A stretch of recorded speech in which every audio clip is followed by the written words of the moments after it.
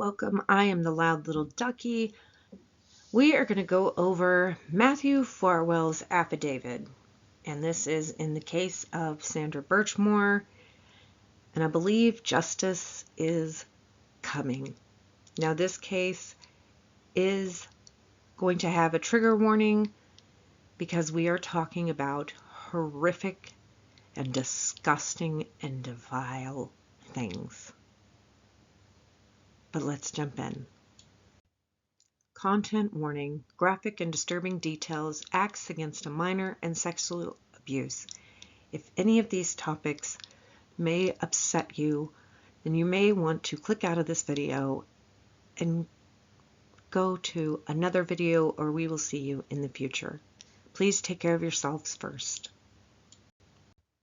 So this is a long document. It is 45 pages, but it is the affidavit of Special Agent Cheney C. in support of government's motion for detention. It says, I had been sworn, state, and the introduction and agent background is number 1. I have been a special agent with the FBI since June of 2022. I am currently assigned to the Public Corruption and Civil Rights Squad of the FBI's Boston Division, where I investigate public corruption and civil rights offenses.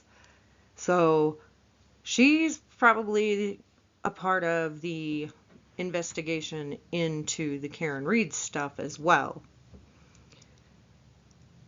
I am a graduate of the FBI Academy in Quantico, Virginia, and I have received on-the-job training and attended courses sponsored by the FBI and Department of Justice on how to conduct investigations regarding violations of various federal laws. I am a federal law enforcement officer within the meaning of Federal Rule of Criminal Procedure 41A2C. Number 2, the facts in this affidavit come from my personal observations and review of records, my training and experience, and information obtained from other agencies and witnesses. This affidavit is filed in connection with the government's motion for detention. Therefore, it does not set forth all of my own and other investigators' knowledge about this matter. So, not everything is even included in this stuff. There is still more that we don't know, which is gross. Like, what else is there that they didn't even include in this? This says, number 3, I submit this affidavit in connection with the government's motion to detain defendant Matthew Farwell pending trial, as alleged in the indictment charging Farwell with violations 18 U.S.C. 1512A1C. And as further described below, on February 1st, 2021, Farwell killed Sandra Birchmore with the intent to prevent her from communicating to law enforcement certain information regarding Farwell's commission or possible commission of the following federal crimes. So not only did he just kill her, but he killed her so she couldn't speak up and tell people what's been happening to her. He's preventing her from being able to testify against him if he was to go down for all of these crimes. She now can't be a witness because he killed her. And he did it for that reason, is what they're stating. A, using a facility or means of interstate commerce to persuade, induce, entice, or coerce then 15-year-old Sandra Birchmore to engage in unlawful sexual intercourse in violation of 18 U.S.C. 2422B, coercion and enticement. B, depriving Birchmore of certain rights secured by the United States Constitution, committing statutory rape while acting under color of law, in violation of 18 U.S.C. 242 and. So he's doing this while he's a law enforcement officer. He's doing this while he has a badge and acting like he is protected under the law because of that. And as a police officer, he's doing this. Like, it's bad enough when just an everyday individual without a badge is doing it, but it becomes federal when law enforcement and such are doing this. C, participating in a scheme to defraud the Stoughton Police Department and Town of Stoughton through false representations or material omissions about the hours Farwell worked in order to receive compensation for official time when he was, in fact, engaging in sexual intercourse with Birchmore in violation of 18 U.S.C. 1343. So he should not have been getting paid while doing this, but he, in fact, did get paid for the time he spent with Birchmore as a teenager, which is disgusting. Overview of the investigation. On February 1st, 2021, the Stoughton Police Detective Matthew Farwell killed Sandra Birchmore. Farwell committed this murder at least in part to prevent Birchmore from disclosing to authorities information regarding his commission or possible commission of one or more crimes, including coercion and enticement in violation of 18 of the U.S. Constitution 2422b, deprivation of rights under color of law in violation with 18 U.S.C. 242, and then ongoing wire fraud scheme in violation of 18 U.S.C. 1343. Farwell's murder of Birchmore was the culmination of Farwell's year-long pattern of abuse targeting Birchmore. When she was a young girl, Sandra Birchmore was interested in pursuing a career in law enforcement and eventually joined the Stoughton Police Explorers Academy, hereinafter Police Explorers, to learn more about law enforcement careers. While Birchmore was in the program, Farwell was involved as both a volunteer and an instructor. We also know he was one time a student and a participant in this program. Farwell used his authority and access to groom, sexually exploit, and ultimately sexually abuse then 15-year-old Birchmore. Farwell continued this sexual abuse after Birchmore became an adult, and he continued to engage in extramarital sexual relationship with Birchmore until he killed her on February 1st, 2021. So yeah, it didn't stop, and it wasn't a long time ago that they hadn't had sex, like he lied about, which we knew. There are signs that in late 2020 and early 2021, Farwell was losing control of Birchmore and the information she possessed about his past and then ongoing conduct. In or around December 2020, Birchmore became pregnant. Soon thereafter, Birchmore told Farwell that he was the father of her child and she wanted him to be more involved in the planning for impending birth. In January 2021, Birchmore's friend contacted Farwell's employer, the Stoughton Police Department, and during the call referenced Farwell and Birchmore's illicit sexual relationship. Shortly thereafter, a Stoughton Police Department employee told Farwell about that call. Now, that person that took the call and gave the information to Farwell without it going through the proper channels and then it getting to Farwell is not okay. Because not only could Farwell have killed Birchmore, he then could have gone after Birchmore's friend who called in on him and made all this clear to the public and to his job. He could have done that. Who's to say he wasn't going to, but he could have. By the end of January 2021, Farwell faced the specter of additional disclosures to law enforcement regarding his prior sexual abuse of Birchmore and his then ongoing efforts to defraud the Stoughton Police Department and Town of Stoughton by meeting her for sex when he was supposed to be on duty as a police officer. Yeah, we have people committing crimes over here. You should be doing that as a police officer. You should be dealing with the criminals, not being one yourself. On February 1st, 2021, Farwell went to Birchmore's apartment in Canton, Massachusetts, wearing a COVID mask. Once inside, he killed her, staged her body and apartment to make it appear that Birchmore had died by unaliving herself, which we have looked at those videos, and it is in our playlist if you want to go see those. On February 4th, 2021, 3 days after the murder, members of Canton Police Department went to Birchmore's apartment to conduct a well-being check.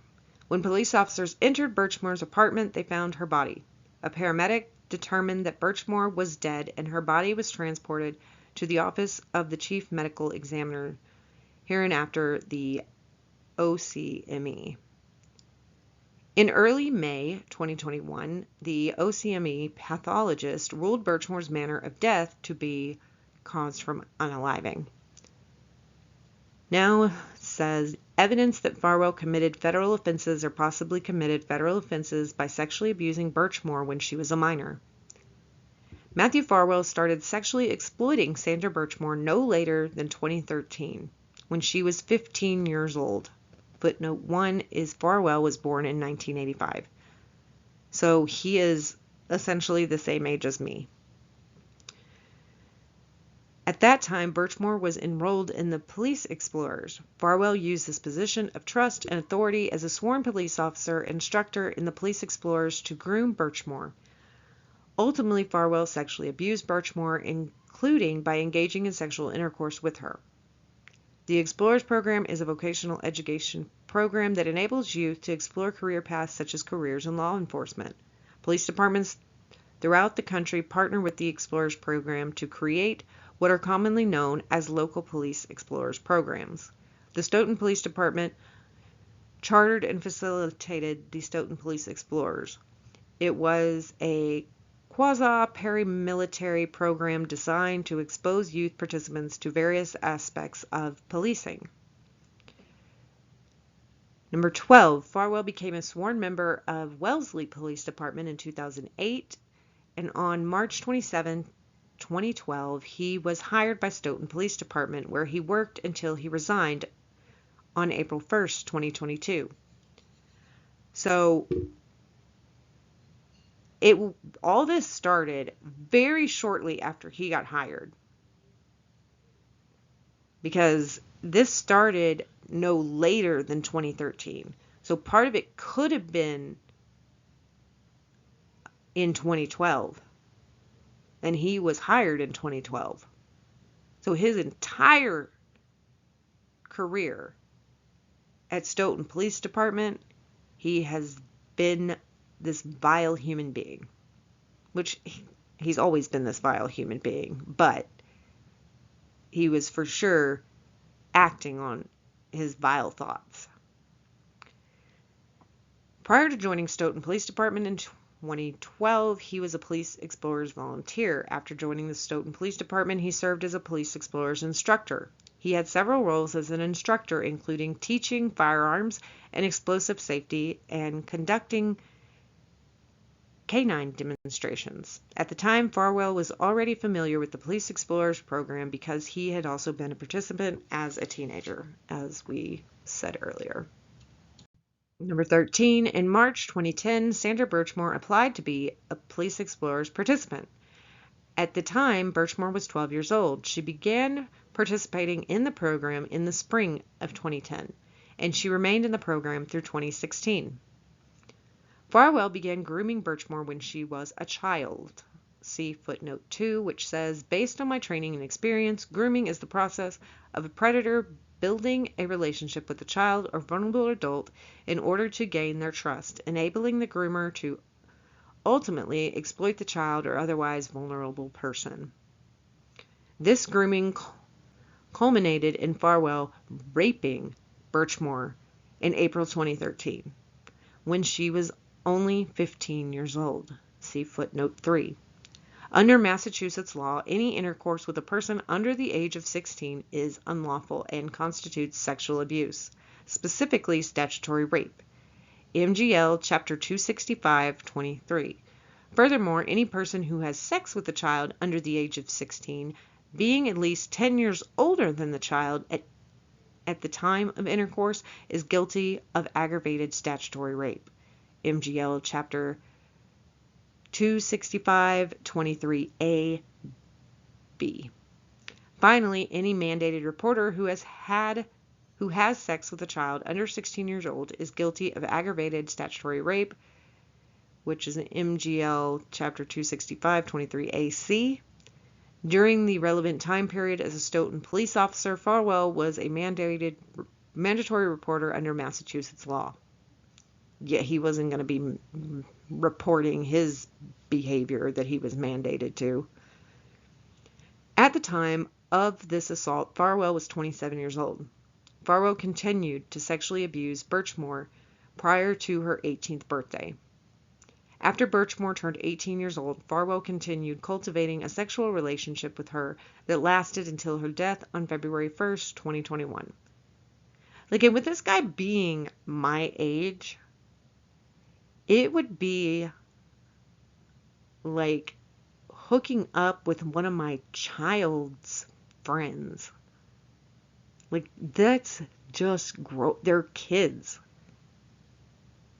Even my son, even though he's an adult, he's still a kid to me. And I couldn't even imagine getting with somebody even that old, and they would be legal. It's just gross. Electronic messages between Farwell and Birchmore indicate that Farwell sexually abused Birchmore when she was a child. After Birchmore's death, law enforcement agencies obtained Birchmore's cell phone, both Apple iPhones and laptop, and reviewed the data on those devices. During that review, agents discovered messages between Farwell and Birchmore.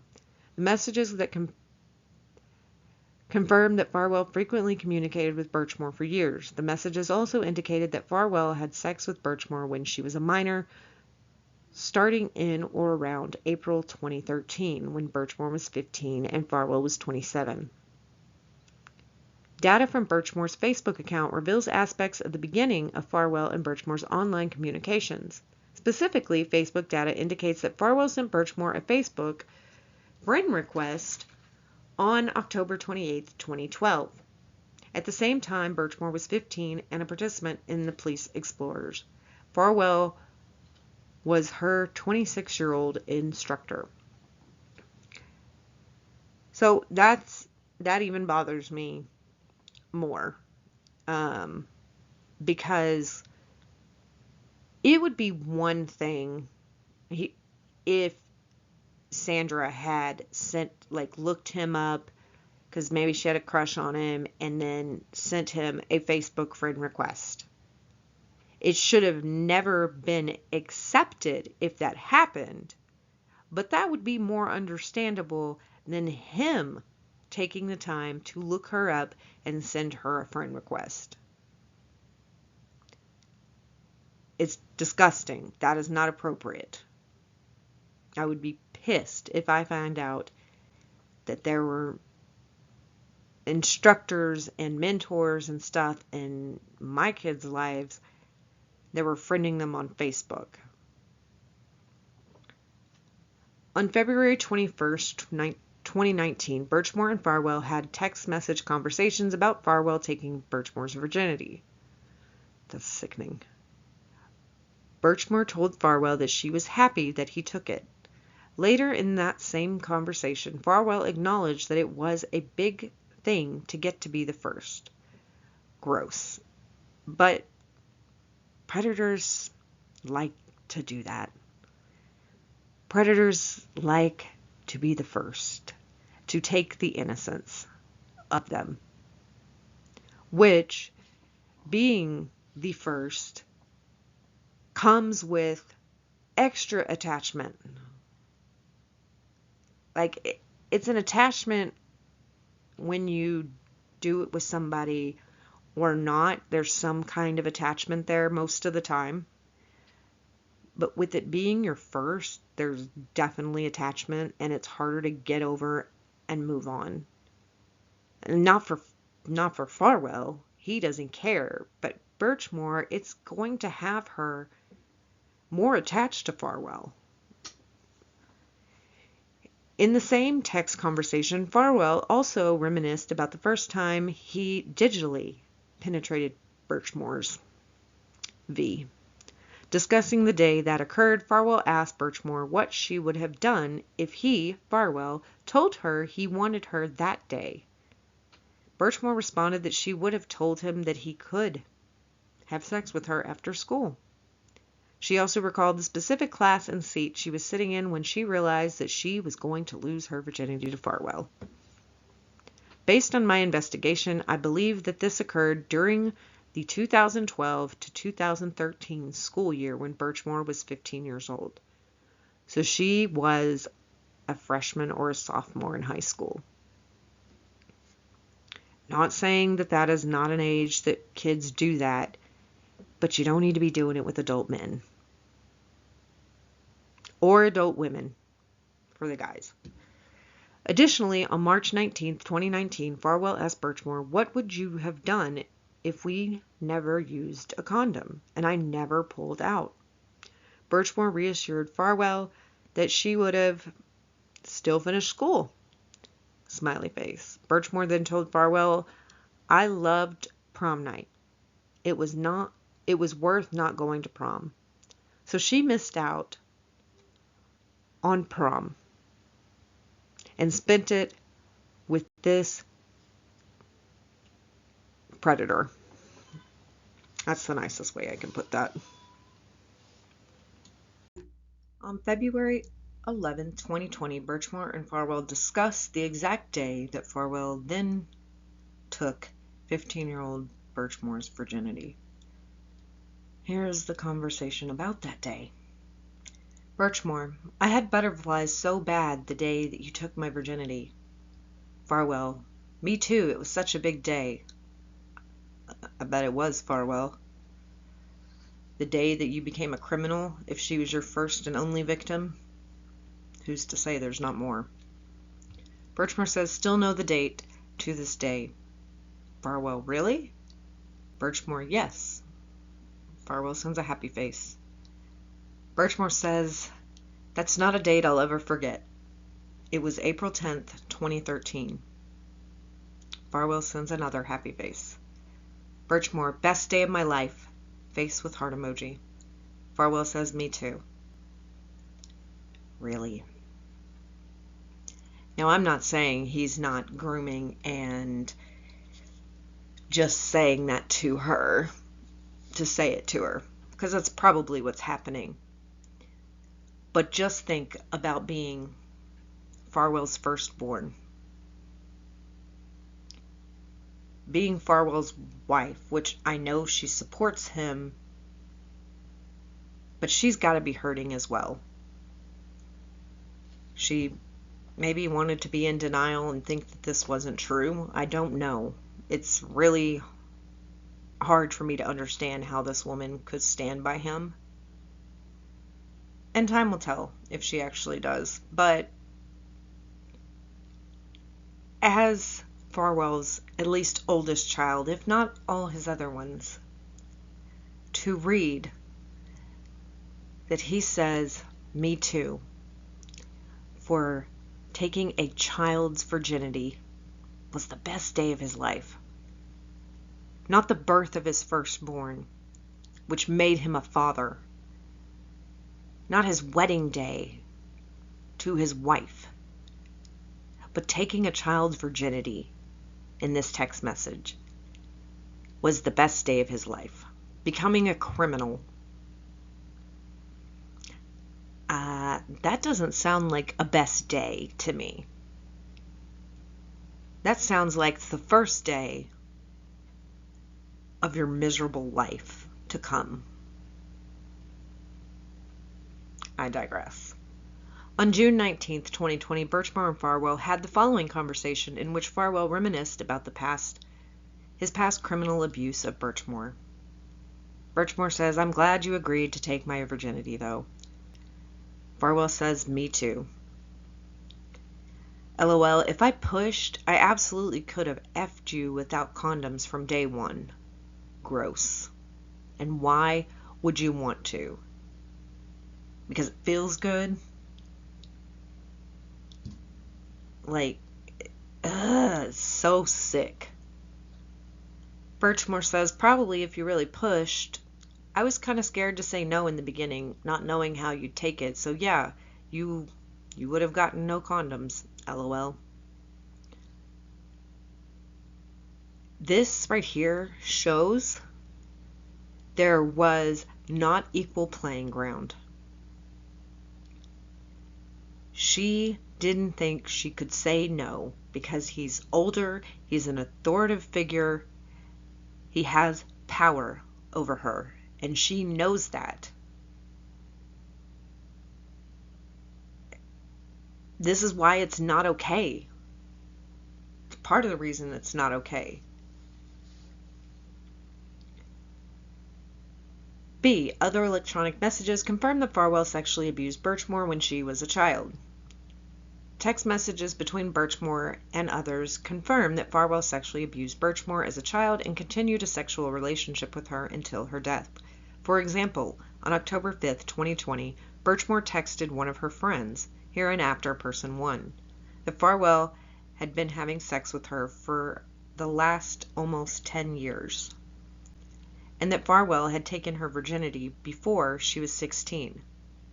On May 20th, 2020, Birchmore told another friend that she lost her virginity 5 days before the Boston Marathon bombing.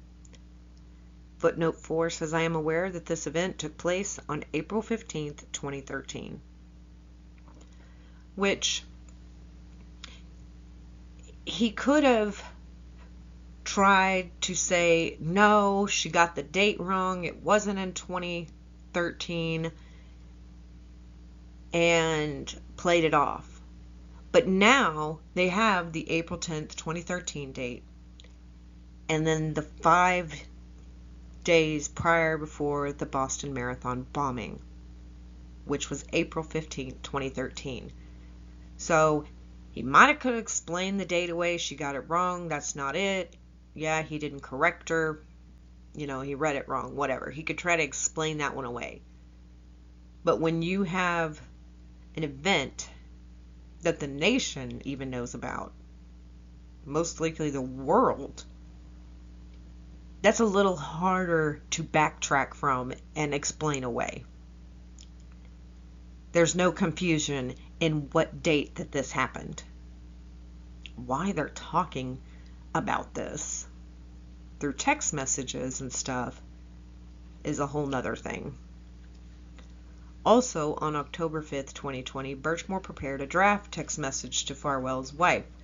Birchmore sent this draft text to person 1. The text states in part, I am just messaging to inform you that your husband Matthew has been out cheating on you since before you guys were even married. He was still doing this stuff before they got married.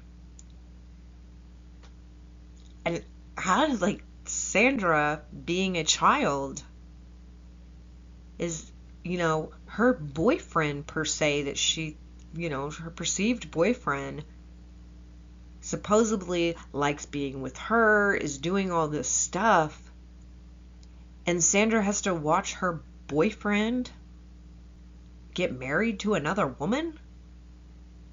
That had to be so confusing for her. And she dealt with it because she thought she loved Farwell. I am aware that Farwell and his wife got married in May 2013, so shortly after all of this. Shortly before Birchmore turned 16. There is no known record indicating the draft message was sent to Farwell's wife. Other text messages between Farwell and Birchmore demonstrate his sexual interest in minors. On June 15, 2019, Farwell and Birchmore exchanged text messages in which they discussed role-playing during their next sexual encounter. Farwell asked Birchmore how old she was going to pretend to be during that encounter. When Birchmore responded, 14, Farwell replied with a smiley face emoji.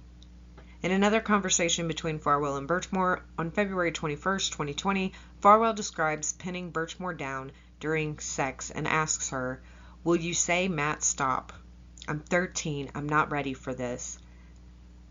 Oh my effing God, please stop. He gets off on this. It's not good enough that she's 15.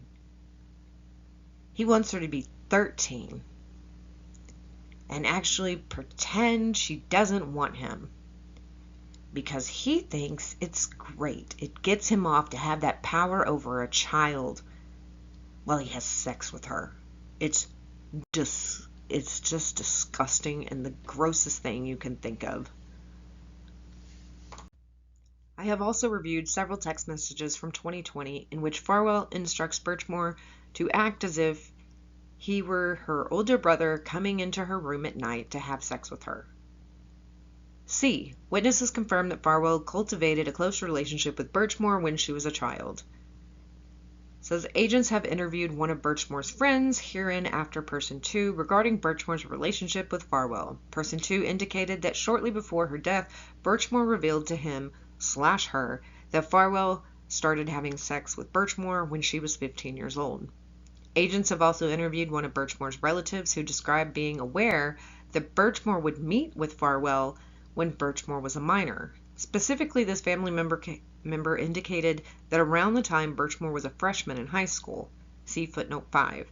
Birchmore was a freshman in high school from September 2011 to June 2012.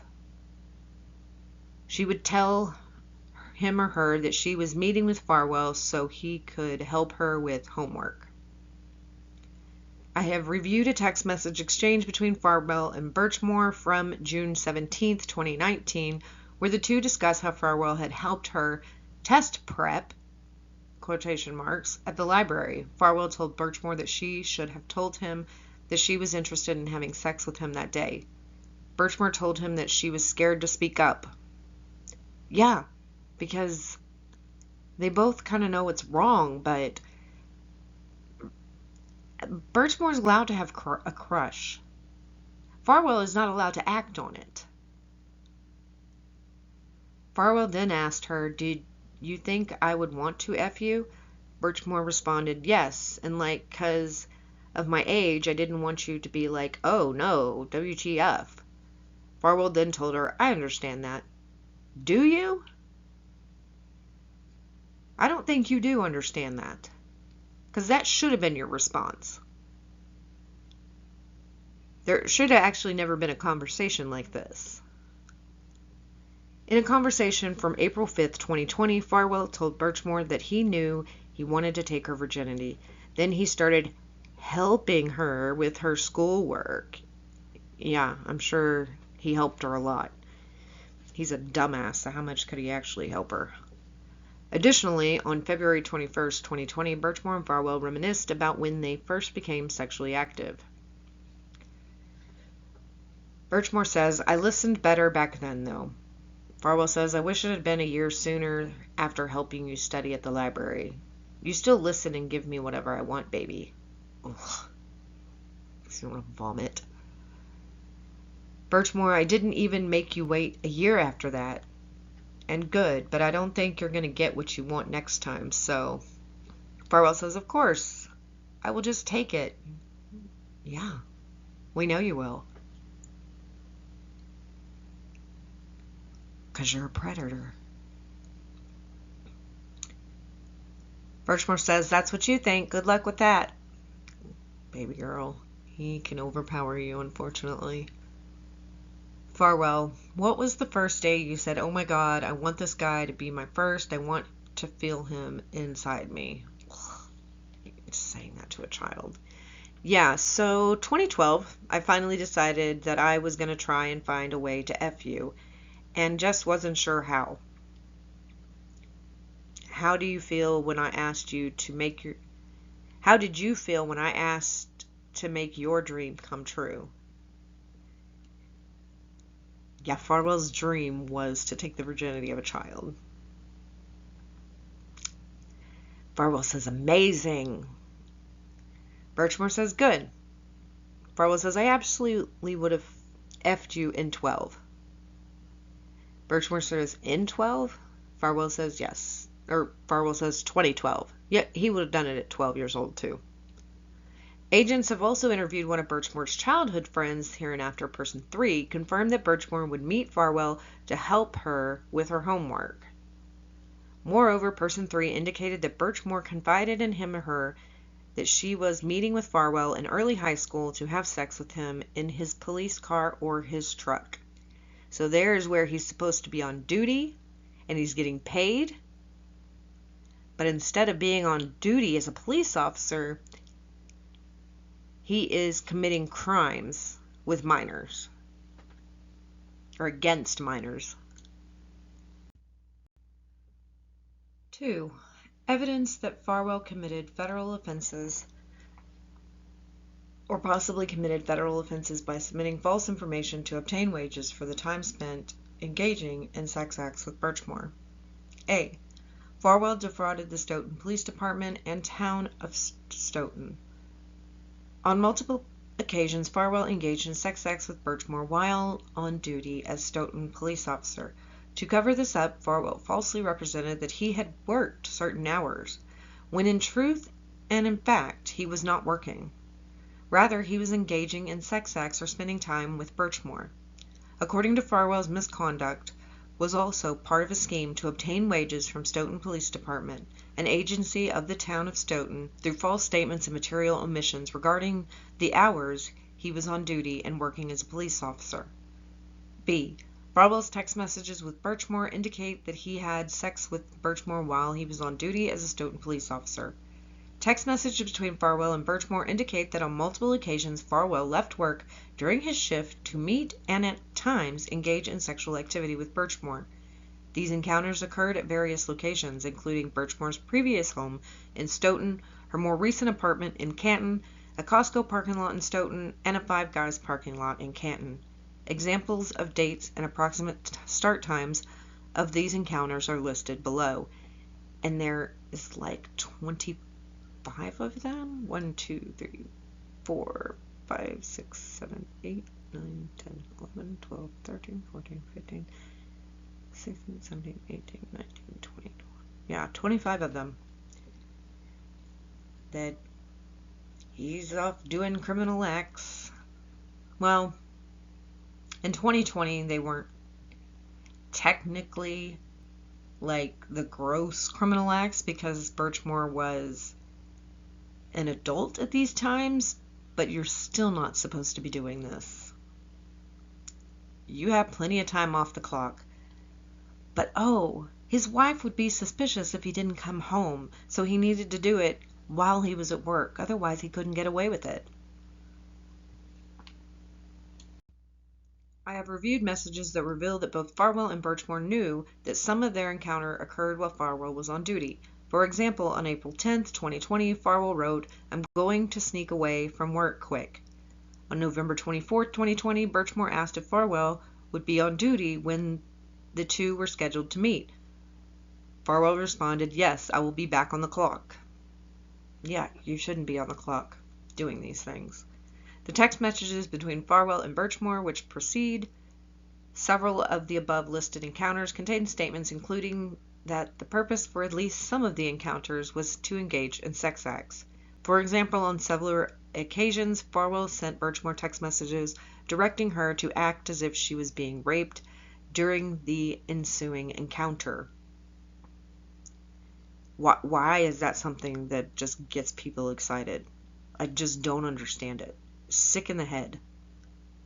C. Farwell's scheme to defraud caused interstate wire communications. The town of Stoughton pays Stoughton police officers on a bi-weekly basis in or around 2020 and January 2021. Farwell received his paychecks via direct deposit to his account in the USAA Federal Savings Bank. The paycheck funds originated with Rockland Trust Bank and were deposited into Farwell's account via an automated clearinghouse (ACH) transfer. Each ACH transfer originated outside of Massachusetts and or traveled through another state before terminating in Farwell's account.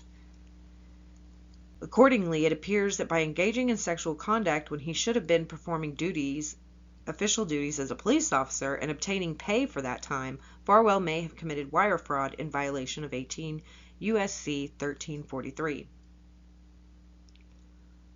3. Farwell killed Birchmore to prevent her from disclosing information about his commission of federal crimes and possible commission of federal crimes. As described in detail below, there is evidence that Farwell killed Birchmore on February 1, 2021, to prevent her from disclosing information about his possible commission of the federal crimes listed above. A. Birchmore's pregnancy. On October 5th, 2020, Person 1 told Birchmore that Farwell's wife was pregnant with the couple's third child. Person 1 indicated that baby was due in February of 2021. Birchmore responded that she was going to tell Farwell's wife that she had been having sex with her, Birchmore, for nearly 10 years. In summary, electronic messages between Farwell and Birchmore for the period beginning on or about October 5th, 2020 through January 2021 indicated that Birchmore presented Farwell with an ultimatum. Farwell would have to agree to engage in unprotected sex with Birchmore with the goal of conceiving a child, and in return, Birchmore would not disclose their relationship. Birchmore told others that Farwell had been having sex with her since before she was 16 years old, which she knew was a crime. So now Birchmore has knowledge. And this is why stuff shouldn't have been going on prior to any of that. And Birchmore knew that Farwell was leaving work to have sex with her while he was on duty as a Stoughton police officer. Yeah. Birchmore now holds the cards. And it makes me sick that some people are out there saying, oh, Birchmore, like victim blaming. You know what? If someone is grooming you and taking advantage of you on criminal and illegal bases, then you know what? They have it coming. She has the cards in her hand. He took advantage of her and did things to her that she should have never dealt with. So you know what? If she wants to turn things in her favor now that she's an adult and is on a more equal playing ground, and she actually holds power above Farwell for once, good. It's her way to fight back.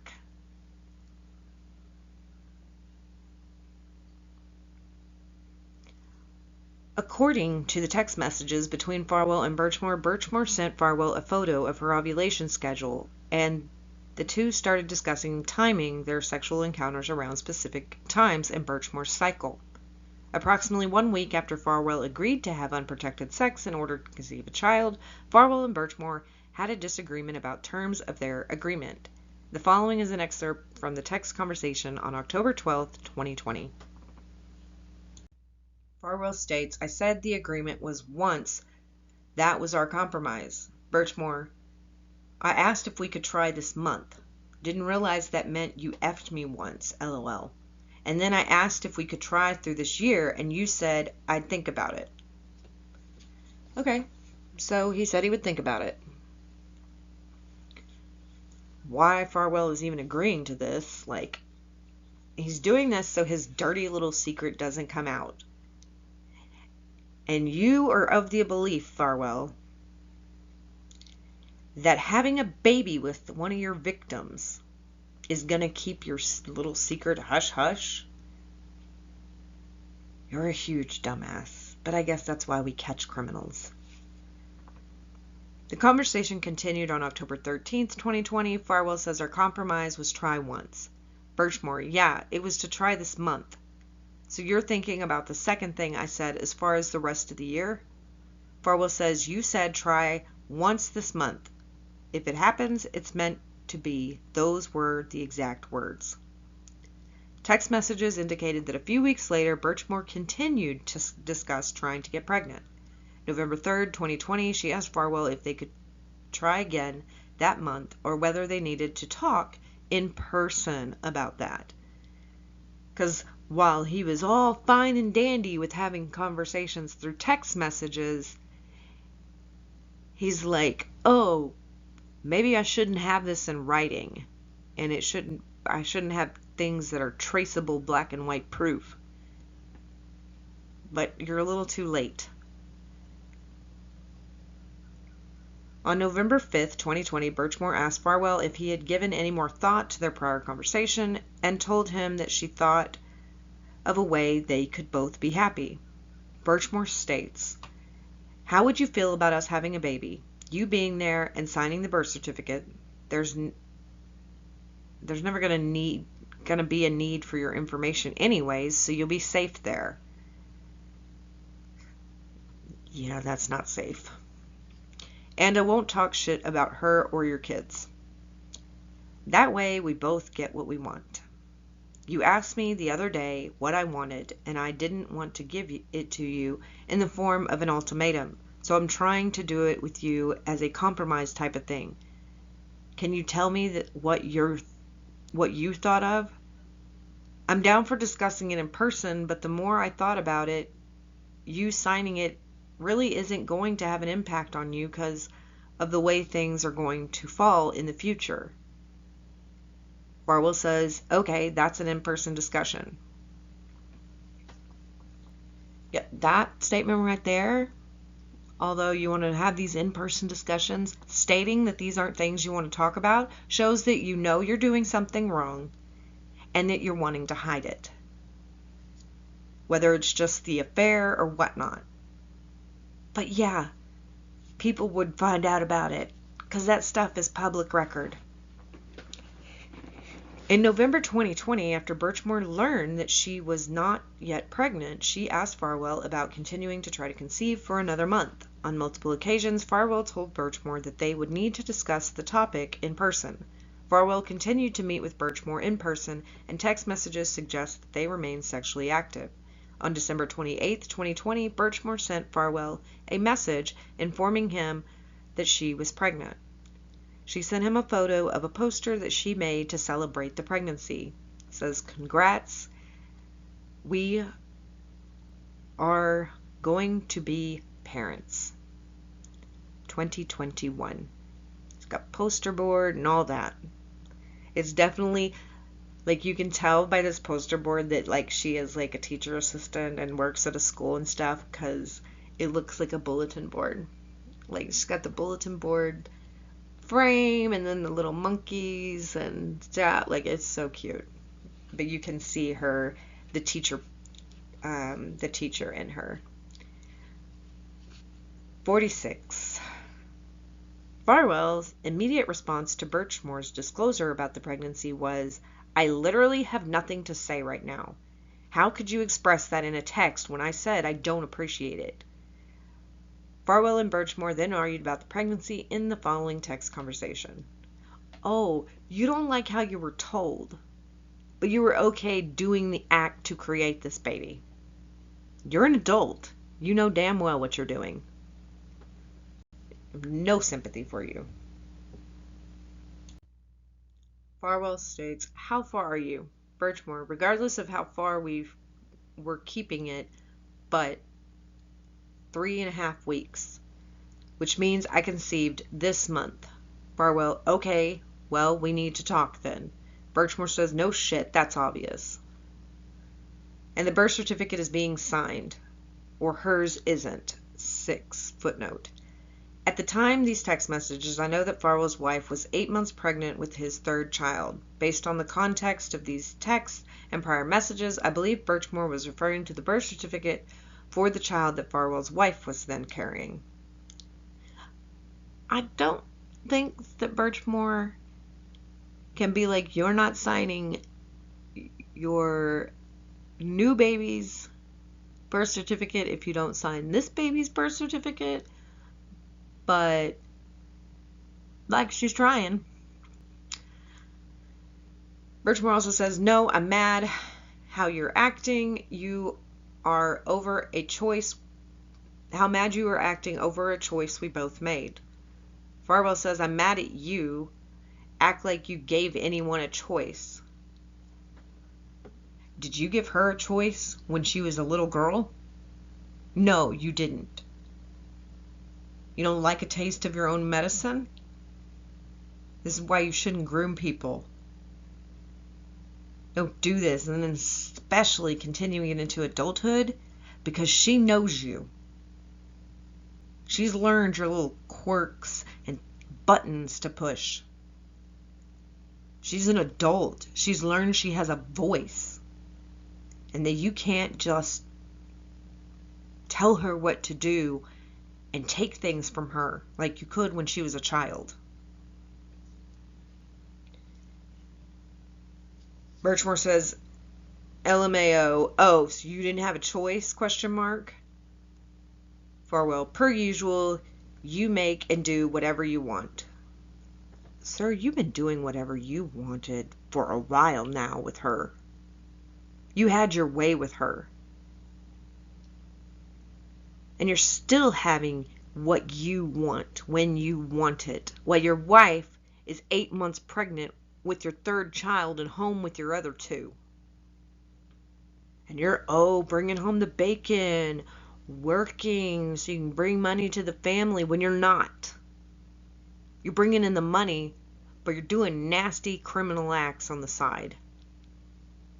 You're a pig in every way. Birchmore says, all I did was say, can I have it? You said, have what? And I said, you know what I'm asking for. And you stood up and said, yeah. Birchmore says, you've been doing that.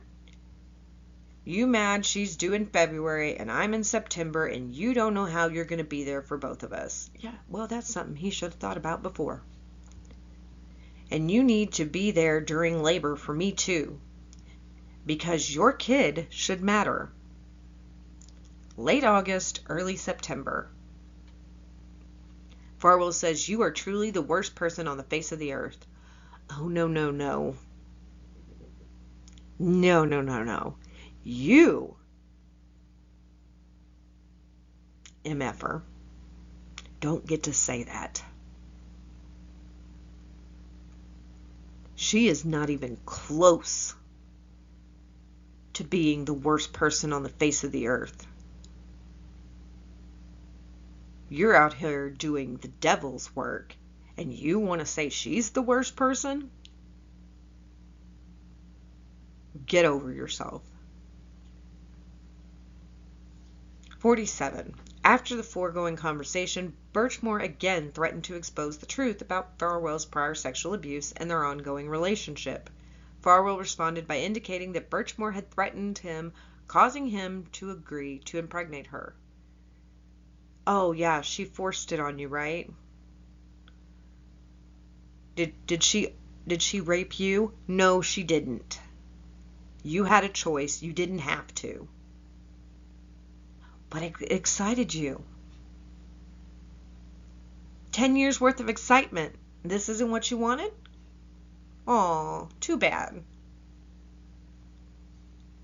Farwell, for the past week and a half, the doctor wasn't right.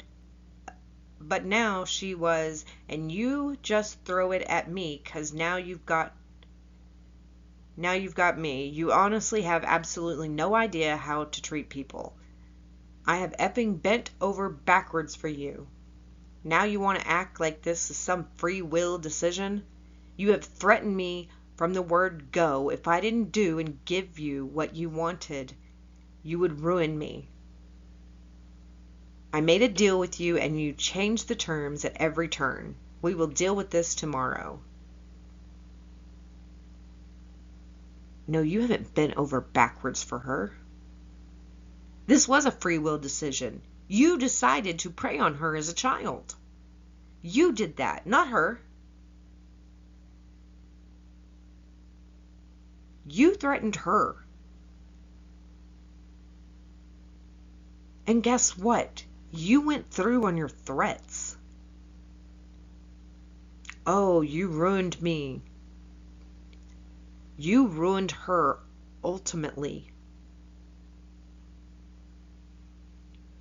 You took a poor, innocent child out of this world.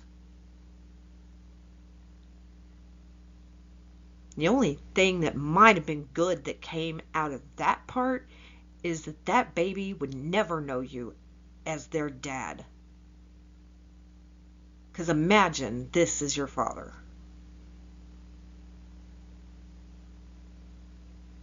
But nobody has done anything to you. You have done this to yourself. But nothing's ever your fault, right? It's everybody else's fault. B. Farwell's escalating physical violence. On December 29, 2020, Farwell and Birchmore met to talk in person. After this meeting, Birchmore sent Farwell a text alluding to a physical encounter. Birchmore: "It made me really uncomfortable and stressed out and scared when you were next to me because I thought you were going to hit me after you said what you said, and took things out of my hand. That's why I was crying. I know you wouldn't, but it still scared me." 49. At least 3 witnesses have disclosed that in the weeks before her death, Birchmore told them that Farwell was physically violent when Birchmore and Farwell discussed the pregnancy. According to the death records, Birchmore was 4'10". Military records indicate that Farwell is 6'4". Yeah, you can almost switch their numbers backwards in height. I'm 5 foot and I've been with somebody that's 6'2". That's a big height difference.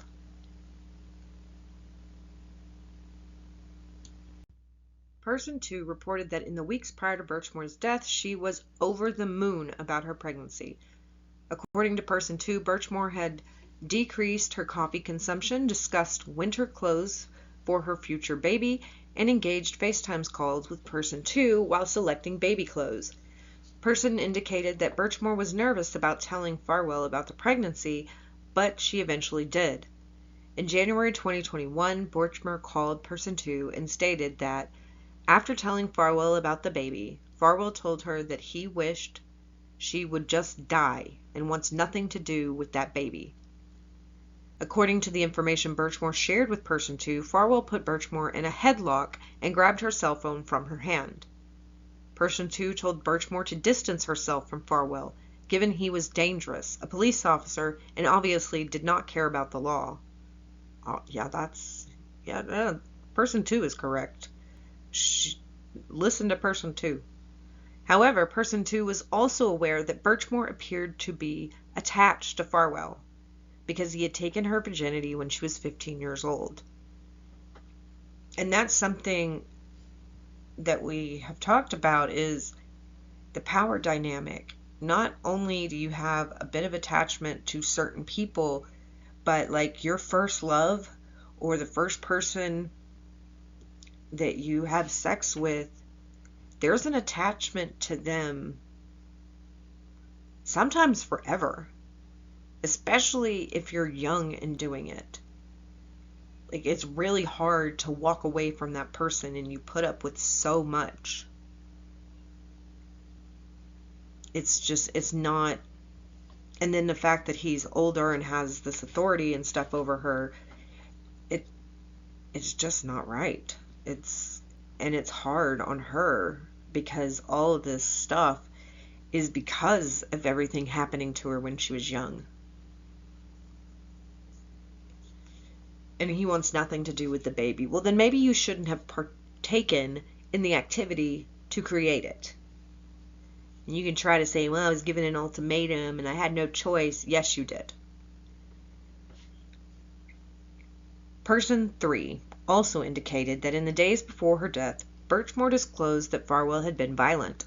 Approximately 10 days before Birchmore's death, Birchmore and Person 3 went to Walmart to buy a baby stroller for Birchmore's future child. Birchmore was excited about the baby and asked Person 3 to be the child's godmother. Birchmore told Person 3 that the day prior, Farwell had gotten angry with her for showing him a fetal sonogram. You're angry about that? You're angry at this innocent child. According to Birchmore, Farwell told her, "That's not my child. I don't want anything really to do with you."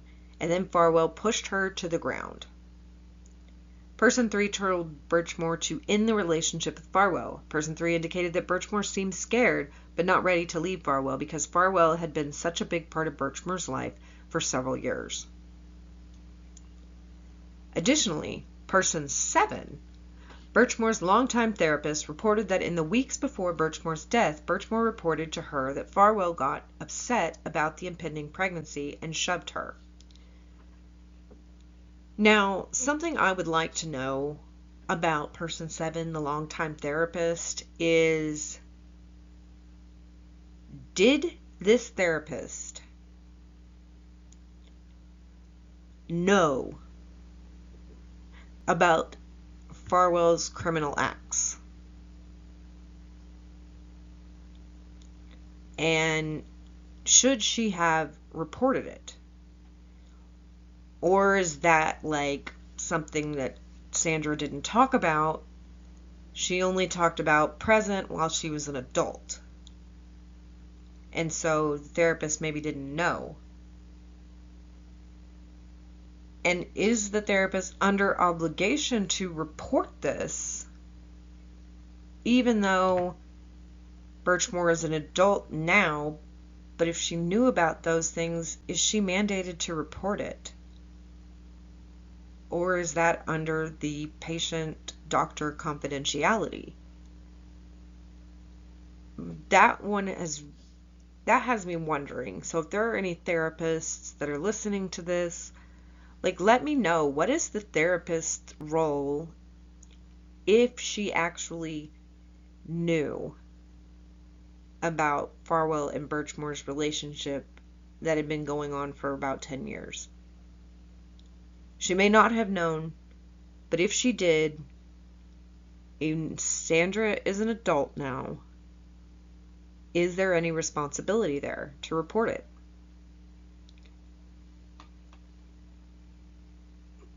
In addition to these descriptions of Farwell's violence targeting Birchmore from person 2, 3, and 7, Birchmore's text messages to person 1 further confirm Farwell's escalating violence.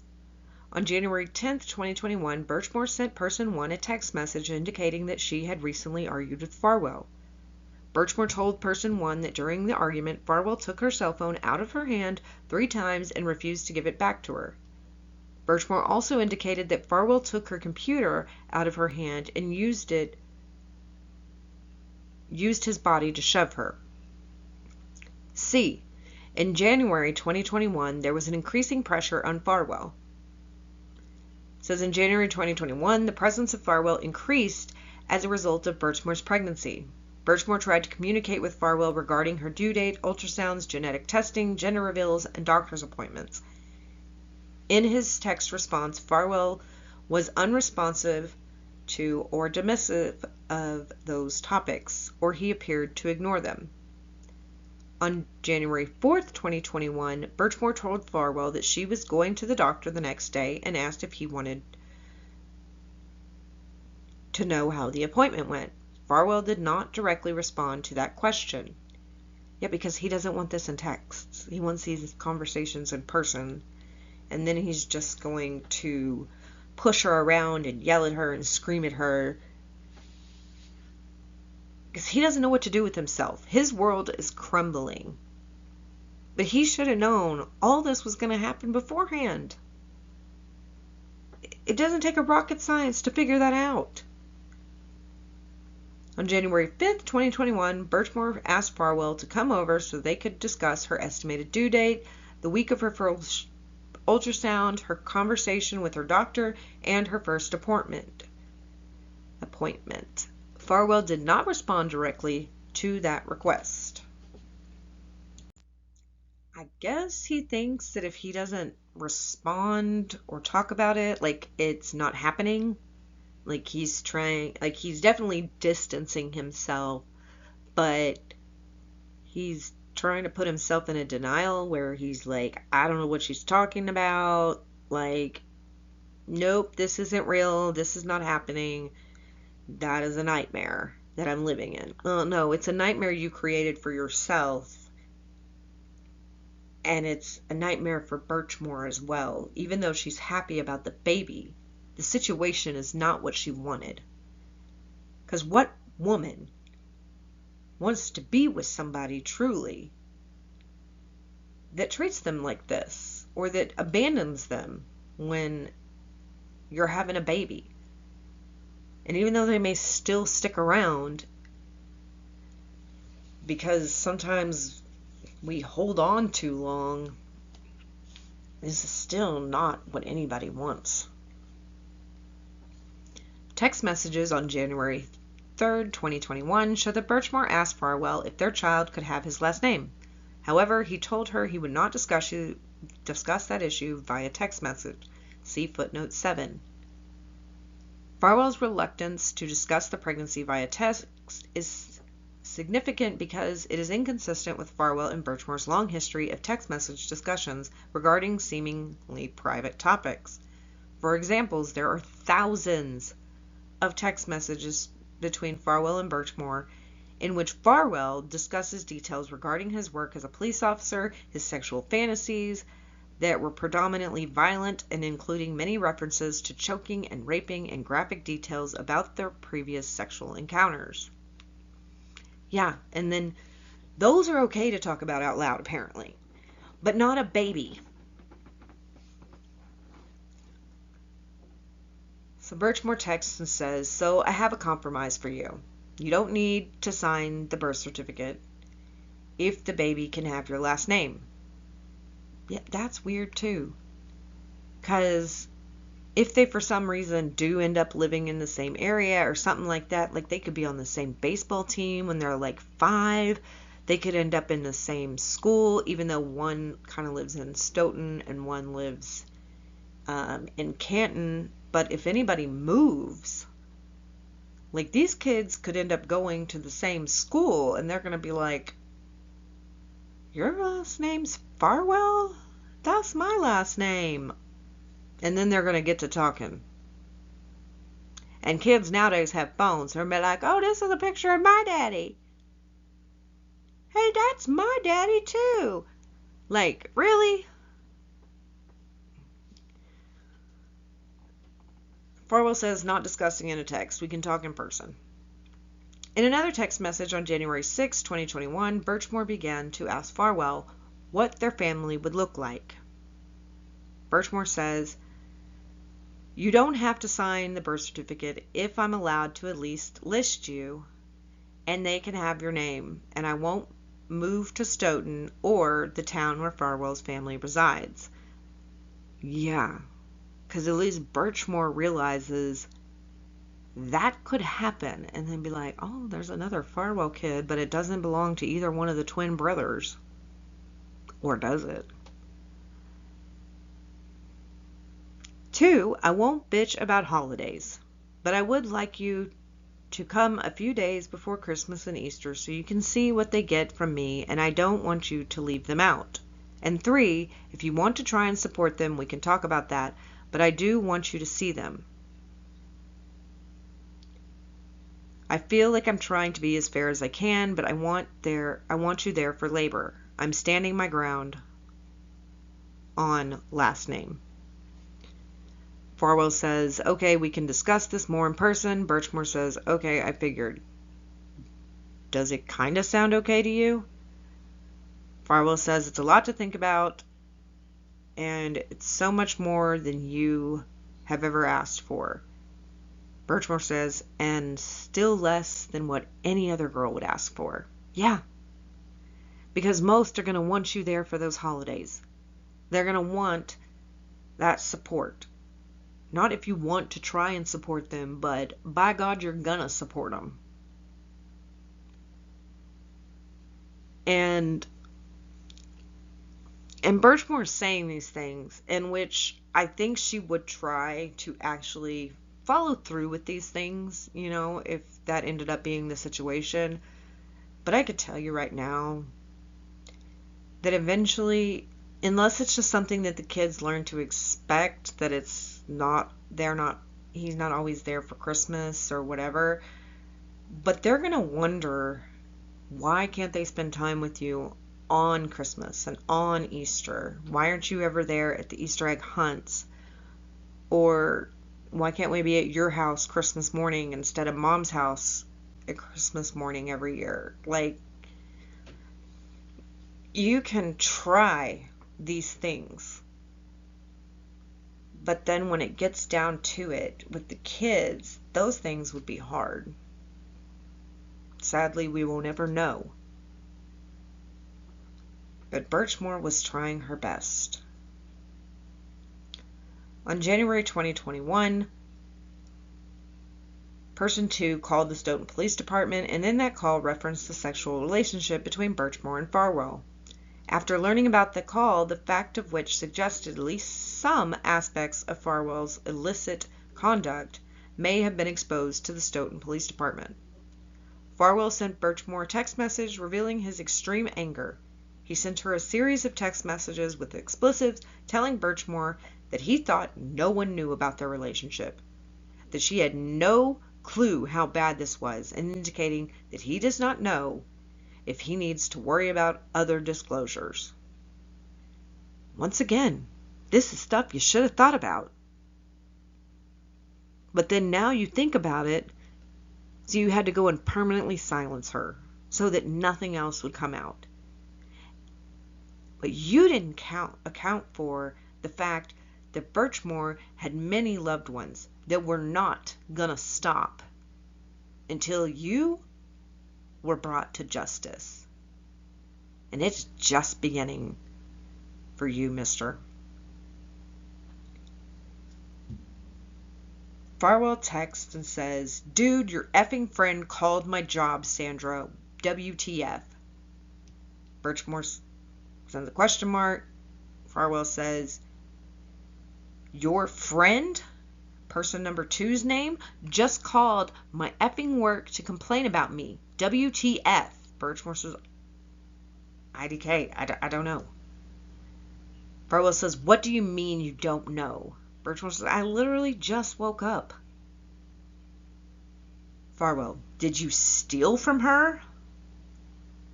That comment is weird to me. I don't understand that comment and what it's supposed to mean. But Birchmore says, "Nope." Farwell says, "What is going on? You also told me that nobody knew about us, yet she claimed we are effing." Birchmore says, "It's literally nothing." She's trying to tell him, just stop. It's nothing. I'll handle it. Quit worrying. That's what Birchmore is trying to get him to realize or think. Farwell says, "It's not nothing. She called my job. That's insane. Why would she call and drop my effing name, Sandra? What do I have to do with you not giving her something? You had no idea how bad what she did is. I literally can't believe this is even real life. What else do I have to worry about now? Which other friends will do something tomorrow?" You literally have no idea how bad this is. Do you know how bad the things that you did were? You're not innocent in this, and you know that. And you're projecting it on her when you're the one who has screwed up. During this investigation, I have interviewed Person 5, an employee of the Stoughton Police Department who received the call from Person 2 on January 20th, 2021. See footnote 8. Person 5 did not have an independent memory of the date of the call, but I have confirmed such date through business records. Person 5 indicated that he or she took down Person 2's name and information and gave it to Farwell. Person 5 indicated that Farwell immediately got angry and pissed off and ordered Person 5 not to speak about this to anyone and never talk about it again. Person 5 described Farwell's reaction as atypical and not consistent with his normal behavior. The Person 5 should have told somebody else about this and not kept it between them. And not gave the information of the person who called on them. That put that person's life in danger. I don't care if Farwell didn't think that it was, or the guy, Person 5 didn't think that it was that big of a deal. And it might not have been, but that should not be practice. I've discussed this in the Owens case on a welfare check where they just gave out the information of the caller.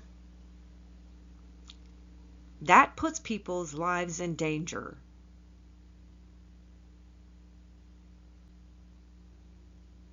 D. Birchmore's final days.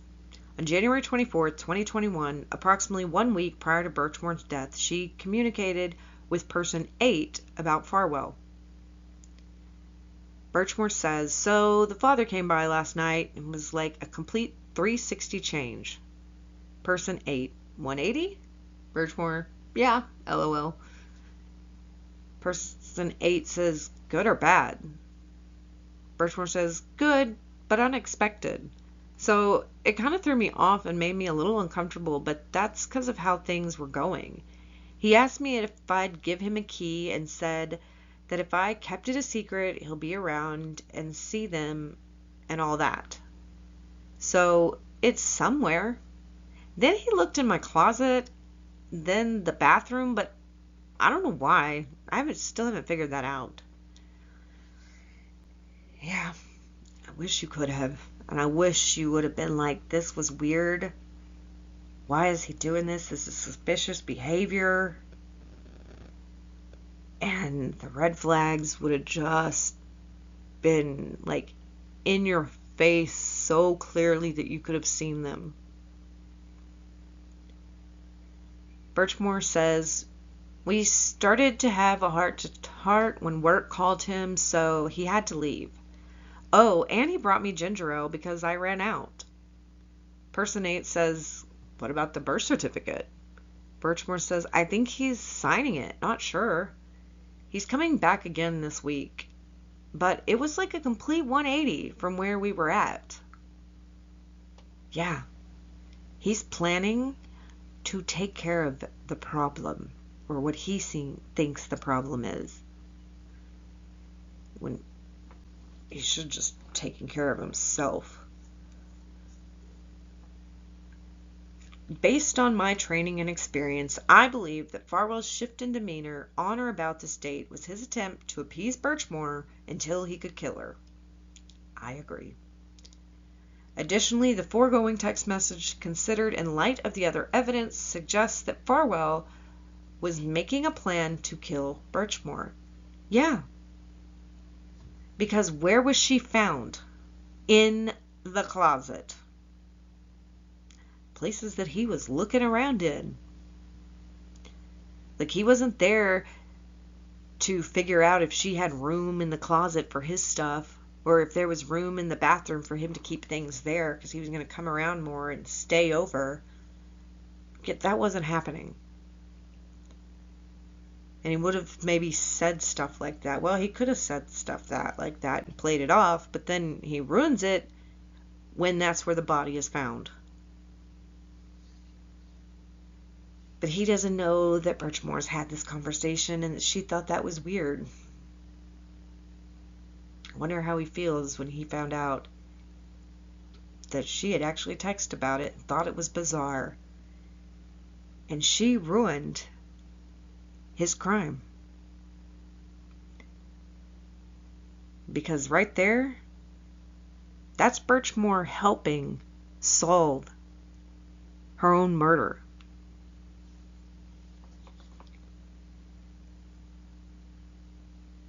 Part of the plan included asking Birchmore to give him a key and keep it secret. Another part of the plan was inspecting various rooms of Birchmore's apartment, including the closet, to determine whether they contained items or presented options for how and when to kill Birchmore. See footnote 9. On February 4, 2021, Canton police found Birchmore's body next to the closet door with a duffel bag strap around her neck. The strap was wrapped around the closet door handle.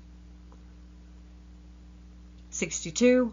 Farwell's request for a key for Birchmore's apartment in the weeks leading up to her death is corroborated by other evidence. I have reviewed text messages between Farwell and Birchmore from January 24, 2021, in which Birchmore gave Farwell's the passcode to her building's front door and told him, "I have your key too when you want it." Additionally, I have reviewed records from Walmart that suggest that Birchmore did in fact pay approximately $2 to have a key copied at approximately 11:10 a.m. on January 24, 2021. According to the text message Birchmore and Farwell exchanged on January 29, 2021, Birchmore again gave Farwell the passcode to her building's front door, and Farwell verified that the code was the general one given to the entire building, not just one assigned to her. Yeah. That would work so that it wouldn't be like, oh, it's somebody that knew Birchmore came in and did this, because then he couldn't play it off as like an intruder did this. But his mistake is they had cameras and saw you. And they didn't see any strange people entering the building and leaving during those time periods. Farwell requesting or accepting a key to Birchmore's apartment was a sudden change from recent conversations. I have reviewed text messages between Farwell and Birchmore, one as recent as October 14th, 2020, in which Farwell told her that he did not think it was a good idea for him to keep a key to her new Canton apartment. In a conversation with her friend, Person 9, on January 24th, 2021, Birchmore indicated that she was surprised that Farwell was now requesting a key to her apartment. So yeah, in October 2020, he was saying, yeah, no, I don't want a key to your apartment. I don't think that's great. Because maybe his wife would be like, oh, what does this key go to? Or that's actually evidence because he has a key to her apartment on his keychain. Why does he have that? And then here we have a few months later, he's like, yeah, please give me a key to my apartment so that if, you have the baby and you can't come down or let me in or something, then I can just come up and be with y'all. Yeah. You're such a committed boyfriend. Person 9. Did it go good with him? Birchmore says, I got hit with a shocker question. Can I call you? So, what really was surprisingly, he asked if I could have a key. And I basically said he'll be around as long as I keep it a secret and don't tell anybody. But he did admit that I do have the upper hand in the situation, which isn't a good thing, but I'm trying to and not be that person, if you know what I mean. Like, she's not trying to be vindictive and give ultimatums. She just wants what she wants. She wants a family. She wants a child. She wants to be a mother. She wants to be a wife. She wants to be loved unconditionally. She wants it to be Farwell. It's just not reality, unfortunately. Person 9. I get it. Are you going to give him a key? Birchmore says, I just made a copy of it, yeah. Person 9 says, that's good. Birchmore says, I'm not going to give it to him yet, but he also brought me a ginger ale last night like I asked him to. Person 9 says, he's coming around. Birchmore says, a lot more than I thought he was going to, yes. I still have to verify the PIN for him to get into the apartment if he rings me and I don't answer. But like last night, he opened my closet door for something, and then he went into my bathroom looking at my bathroom, and then I have a dolly in my living room that he asked why I had it and was just really odd. He started looking around. I don't know. Person 9 says, that's weird. Birchmore says, yeah, it was really weird. So this is the second person that Birchmore has mentioned how weird she thought it was that he was canvassing her apartment. 65. According to text messages between Farwell and Birchmore, 2 days before Birchmore's death, she continued to engage in Farwell about planning for the birth of their child. On January 30th, 2021, Birchmore asked Farwell if she could tell him the baby name she was considering. Farwell told her he would rather discuss that topic in person. Leading up to February 1st, 2021, Birchmore planned for other important baby-related events, such as who would care for her cats when she went into labor. See footnote 10. This planning is note because it indicates that shortly before her death, Birchmore was doing things that indicated her plans for the future. It is also important because it reveals a level of care for her pets that is inconsistent with the circumstances of her death. Specifically, when police found Birchmore's body in her apartment on February 4th, 2021, her cats were present. She had made no arrangements for the animals. Yeah, most people you're not going to be making plans for the future because you're not going to care. But with pets especially, usually if they're planning on doing this, and it's not like some spur of the moment thing, but if they're planning on doing this, then they will give their animals away to people or be like, hey, can you watch the pets for a few days? I'm going to go away. And then they don't go away, instead, the awful thing.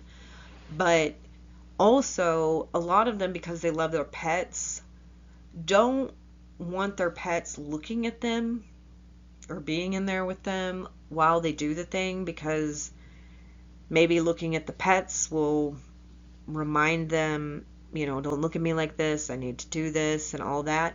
But also, they don't want their cats or dogs to see them in that state, because that'd be really sad for the animals, just like it's sad for humans. But Sandra, who loved her animals and stuff like that, she wouldn't have just had them there to see everything. It just doesn't make any sense. She ordered baby items and conducted Google searches related to her pregnancy and future child rearing decisions. She also planned for newborn baby photos, an official pregnancy announcement, which she planned to do on Valentine's, as well as a gender reveal. See footnote 11. During the investigation, agents also learned that Birchmore had been taking classes in preparation for applying to nursing school. She also made plans for her immediate future, scheduling OB/GYN appointments for February 10th, 2021, and asking Farwell to help shovel out her car during the impending snowstorm. So, why would she need to book an OB/GYN appointment for 10 days after she passed? She wouldn't. She wouldn't be worrying about putting out a pregnancy announcement, because there would be no need for a pregnancy announcement if she was going to do this to herself. It doesn't make sense. And you can tell, like, she is just very new into this pregnancy when all this is going on. And she is still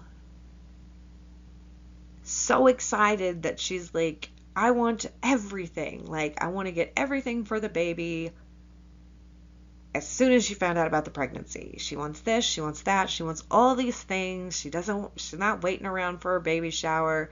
She wants to make sure she gets everything she needs for this baby because she's so excited. She's so excited to be a mother.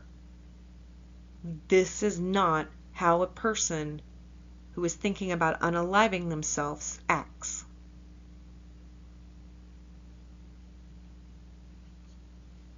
That's my belief. And a snowstorm.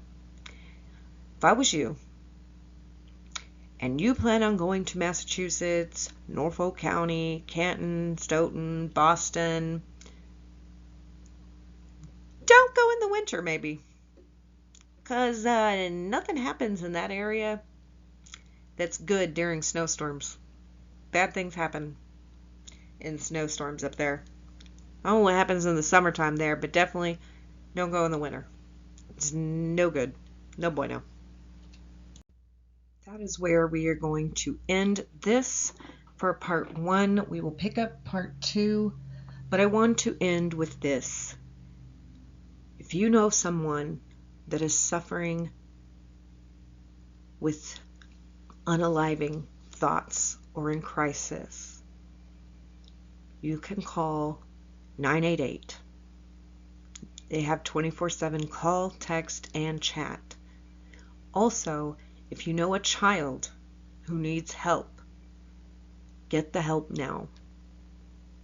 You can call 24/7 Child Help National Child Abuse Hotline at 1-800-4-A-CHILD or call 911 and report it to your local authorities. No one has to go through these things, and you are not alone. I will see you next video.